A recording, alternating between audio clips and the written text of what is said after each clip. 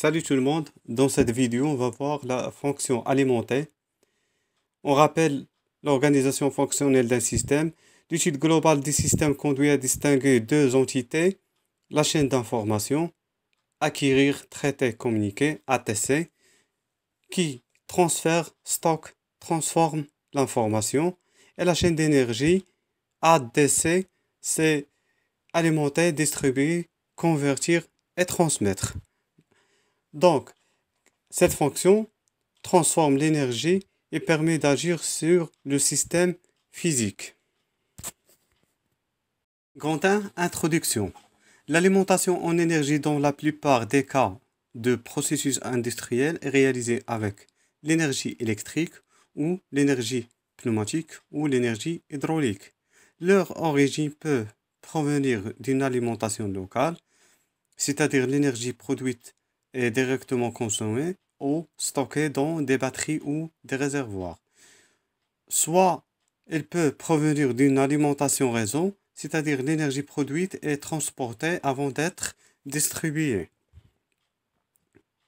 Grand 2, alimentation électrique. On va voir en premier temps l'alimentation réseau. Donc pour les sources d'énergie, les sources principales d'énergie, il y a l'énergie potentielle de l'eau de barrage, l'énergie chimique, l'énergie nucléaire ou l'énergie éolienne. L'énergie potentielle de barrage. On aura besoin d'une retenue d'eau. Le barrage retient l'écoulement naturel de l'eau.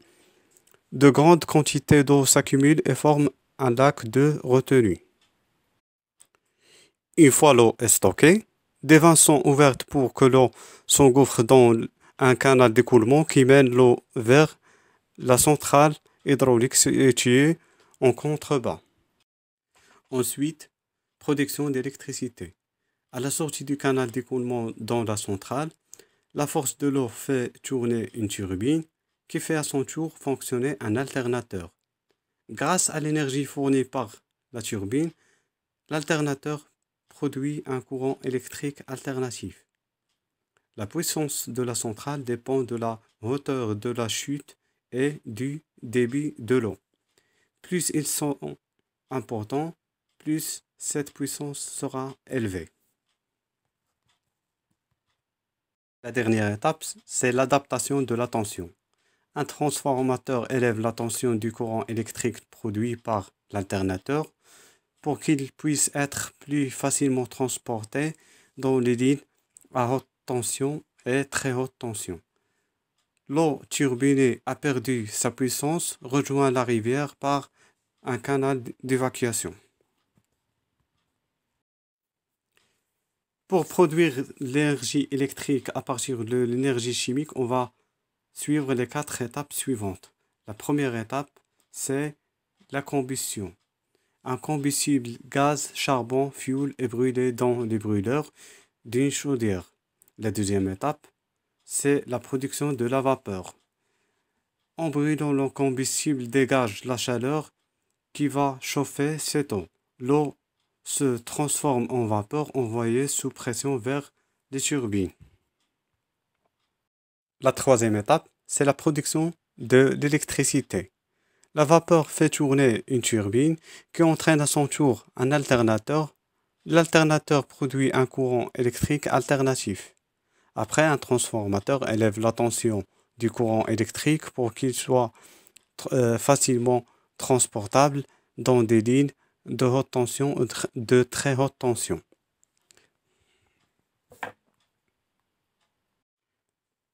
La quatrième étape, c'est le recyclage. À la sortie de la turbine, la vapeur à nouveau est transformée en eau grâce à un condenseur. L'eau est ainsi obtenue et récupérée et recircule dans la chaudière pour recommencer un autre cycle. Pour l'énergie nucléaire, fusion de l'uranium-235, on a 3 circuits. Circuit primaire, circuit secondaire et le circuit de refroidissement. Pour le circuit primaire, dans le réacteur, la fission des atomes d'uranium produit une grande quantité de chaleur. Cette chaleur fait augmenter la température de l'eau qui circule autour du réacteur à 320 degrés Celsius. L'eau est maintenue sous pression pour l'empêcher de bouillir. Ce circuit fermé est appelé circuit primaire. Le circuit primaire communique avec un deuxième circuit fermé, appelé circuit secondaire, par l'intermédiaire d'un générateur de vapeur. Dans ce générateur de vapeur, l'eau chaude du circuit primaire chauffe l'eau du circuit secondaire qui se transforme en vapeur.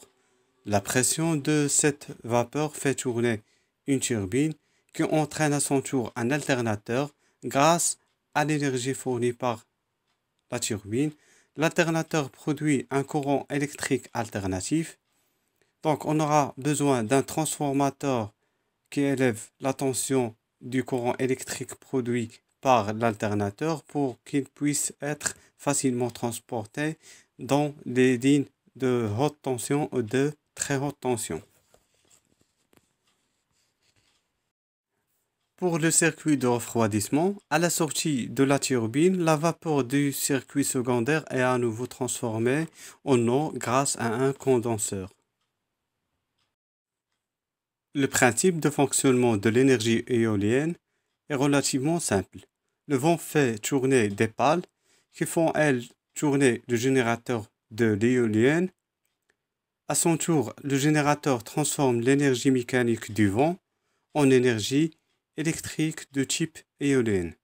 L'électricité éolienne est dirigée vers le réseau électrique ou vers des batteries de stockage d'électricité éolienne. Donc, pour les types d'énergie qu'on a vus, le principe est le même. Il consiste de transformer l'énergie primaire, eau de barrage, éolienne, etc., en énergie mécanique pour mettre en rotation une turbine qui entraîne un alternateur pour produire l'électricité. Pour bien comprendre le principe, une turbine transforme l'énergie primaire en énergie mécanique de rotation. Et pour l'alternateur, c'est un système qui nous permet de convertir l'énergie mécanique en énergie électrique. La fréquence du courant alternatif produit est F est égal à P fois N, avec F en Hertz. N, c'est la fréquence de rotation du rotor. P, c'est le nombre de pôles. Et pour le transport de l'énergie électrique, elle s'effectue à une tension élevée, 400 kV, pour diminuer les pertes par effet Joule. Cette énergie transportée par trois phases et un neutre doit être abaissée en tension avant d'être distribuée. On a trois phases, L1, L2 et L3, et un neutre. La tension entre phase et neutre, c'est une tension simple. C'est V1 est égal à V2 est égal à V3 est égal à 220 volts. Pour la tension entre deux phases, U1,2, U2,3 ou U1,3 est égal à 400 volts. C'est une tension composée. Adaptation de l'énergie du réseau. Les systèmes de commande ainsi que certains actionneurs ont besoin d'une alimentation continue. Alors la tension alternative du réseau doit être transformée en tension continue stabilisée conformément au schéma synoptique suivant. C'est-à-dire on a une tension de secteur, on aura besoin d'une transformation, redressement, filtrage et régulation pour que la tension de sortie soit une tension continue. Pour la transformation, on utilise un transformateur. Le rôle de la transformation est d'abaisser la tension du secteur. Pour le rapport de transformation, M est égal à U2 sur U1 est égal à N2 sur N1 est égal à I1 sur I2, avec N2 et N1 sont respectivement les nombres de spires de la bobine primaire et la bobine secondaire. Alors, Pour avoir une tension de sortie plus petite qu'en entrée, il faut avoir la condition N2 inférieure à N1. Pour le redressement, on utilise les diodes. La diode est un composant électronique à conduction unidirectionnelle. Il ne conduit que dans le sens de l'anode vers le cathode. On va voir deux exemples. Le premier exemple, la lampe est allumée. On a polarisation directe, c'est-à-dire la diode, elle est passante.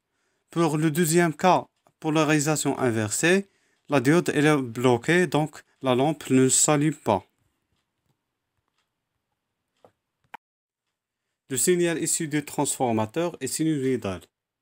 La diode est polarisée en direct dans l'alternance positive et en inverse dans l'alternance négative. Redressement double alternance. Le montage le plus populaire est redresseur à pont de diode. Il a deux diodes conductrices par alternance. D1 et D3 conduisent pendant l'alternance positive. D2 et D4 conduisent pendant l'alternance négative. On remarque que le courant de sortie passe toujours dans le même sens, d'où la forme du signal de sortie. Troisième étape, filtrage. Cette fonction est réalisée par un condensateur. Le condensateur, en se chargeant et se déchargeant, diminue l'ondulation du signal redressé. R, c'est la résistance de charge. Quatrième étape, régulation. C'est la fonction qui permet d'avoir une tension hautement continue à partir d'une tension ondulée issue du condensateur. Elle est assurée par le régulateur intégré qui est un composant électronique généralement à 3 broches. Exemple de montage. On a la tension du secteur, c'est 220 volts. Elle est abaissée à l'aide d'un transformateur. Après, on a un pont redresseur pour redresser la tension. Après, on a un filtre qui effectue le filtrage. Et enfin, on a un régulateur qui nous permet d'avoir une tension continue. Jusqu'à maintenant, on a vu l'alimentation réseau. Maintenant, on va voir l'alimentation locale. En premier temps, on va voir l'énergie solaire. Le module voltaïque monté sous forme de panneau solaire transforme la lumière en électricité. Un régulateur protège la batterie contre les surcharges et les décharges. Si nécessaire, un onduleur transforme le courant continu en courant alternatif. Un autre moyen d'alimentation locale, c'est l'énergie éolienne. Les éoliennes transforment l'énergie cinétique du vent en énergie mécanique qui est transformée par génératrice en électricité.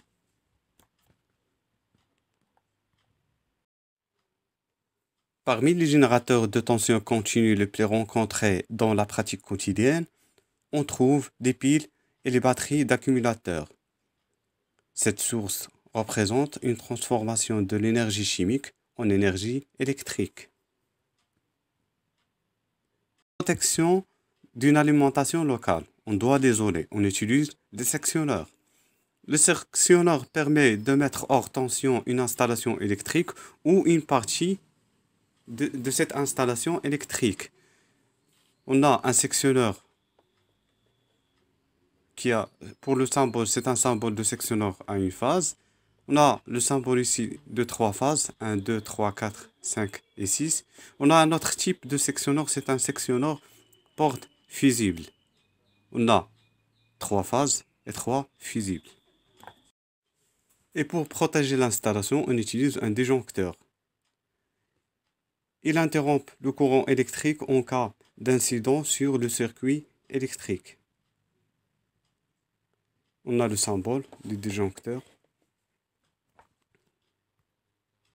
On utilise aussi les relais thermiques. Les relais thermiques protègent un récepteur contre les surcharges faibles et prolongées. le symbole. On utilise aussi des fusibles pour protéger l'installation. Il interrompt le courant électrique dans le circuit électrique qu'il protège en cas de défaut par fusion d'un filament conducteur. De 4. Grandeur et caractéristiques physiques. Pour les circuits électriques, un courant électrique ne peut s'établir que dans un circuit fermé. On a ici un exemple. Le premier exemple, c'est un circuit ouvert. K, il est ouvert. Donc la lampe est éteinte. Pour le deuxième circuit, on a K est fermé. Donc c'est un circuit fermé. La lampe est allumée. Le déplacement des électrons libres dans un circuit électrique fermé engendre ce qu'on appelle courant électrique. L'unité du courant électrique est l'ampère. Notion de résistance. Principe. Un fil conducteur présente une différence de potentiel entre ses bornes lorsqu'il est traversé par un courant électrique. Ceci est dû à sa résistance interne dont la valeur est donnée par la formule R, résistance en ohm, est égale à L fois ρ sur S. L, c'est la longueur du fil en mètres. Ρ, c'est la résistivité en mètres fois mètre. Et la section, c'est la section du fil en mètres carrés. La loi d'Ohm. On a une résistance R, à ses bornes une tension U, et elle est traversée par un courant I. D'après la loi d'Ohm, U est égal à R fois I. U, c'est une tension en volts. R, c'est une résistance en ohms. Et I, c'est un courant en ampères. Maintenant, on passe à la puissance. En cas du monophasé, P est égal à U fois I fois cos phi. Phi représente le déphasage qu'il y a entre le courant et la tension. En cas d'une tension continue, on a cos phi est égal à 1. Donc la formule devient P est égal à U fois I. Dans le cas du triphasé, on a P est égal à racine 3 fois U fois I fois cos phi. La fréquence du signal. Pour un signal périodique U de t, c'est le nombre de périodes par seconde. L'unité de la fréquence est le Hertz. T, c'est la période en secondes. C'est le temps après lequel le signal se répète. Il y a une relation qui relie la fréquence et la période. On a F. La fréquence est égale à 1 sur T. Un autre type d'énergie, c'est l'énergie pneumatique. L'énergie pneumatique est couramment utilisée dans la partie opérative d'un système automatisé. La source de cette énergie est l'air comprimé. La production de l'énergie pneumatique peut être résumée en 3 phases principales: compression, stockage et distribution. Une installation pneumatique est composée d'un générateur d'air comprimé, c'est un compresseur, un réservoir de capacité proportionnelle au débit de l'installation, un réseau de canalisation et des appareils auxiliaires assurant différentes fonctions: réglage des caractéristiques de l'air, détendeur régulateur de pression. Pour le condensement de l'air, on utilise les filtres et lubrificateurs. Et pour le contrôle de sécurité, on utilise un manomètre ou soupape. On a ici un exemple d'une installation pneumatique. Numéro 1, c'est un accumulateur. 2, c'est un manomètre. 3, soupape de sécurité. 4, vanne d'isolement. 5, filtre. 6, moteur. 7, compresseur. 8, c'est un manorégulateur. 9, lubrificateur. 10, pot de condensation. 11, purge. 12, contact électrique à pression. 13, refroidisseur. Et 14, c'est un clapet anti-retour. 3.1, compresseur d'air. Un compresseur entraîné par un moteur aspire et comprime l'air ambiant et l'accumule dans un réservoir. 3.2. Stockage d'air. L'accumulateur stocke l'air comprimé issu du compresseur et évite ainsi de faire fonctionner le moteur tout le temps. Il permet en plus de compenser les variations de pression. Pour des raisons de sécurité, l'accumulateur comporte un manomètre pour mesurer la pression et une vanne d'isolement. 3.3. Distribution. La distribution de l'air comprimé s'effectue par un réseau de canalisation et différents piquages servant de point d'accès à ce réseau pneumatique. Un groupe de conditionnement y est installé afin de filtrer et lubrifier l'air comprimé. On a repère 5, c'est un filtre pour assécher l'air et filtrer les poussières. Repère 8, c'est un manorégulateur. C'est pour régler et réguler la pression d'air. Repère numéro 9, c'est un lubrificateur pour éviter la corrosion et améliorer le glissement. 3.4. Grandeur et caractéristiques physiques. 3.4.1. Pression et force. La force mécanique produite par l'énergie pneumatique est liée à la pression par la relation F est égal P fois S. F, c'est la force résultante en newton. P, c'est la pression en pascal. S, c'est la section en mètres carrés.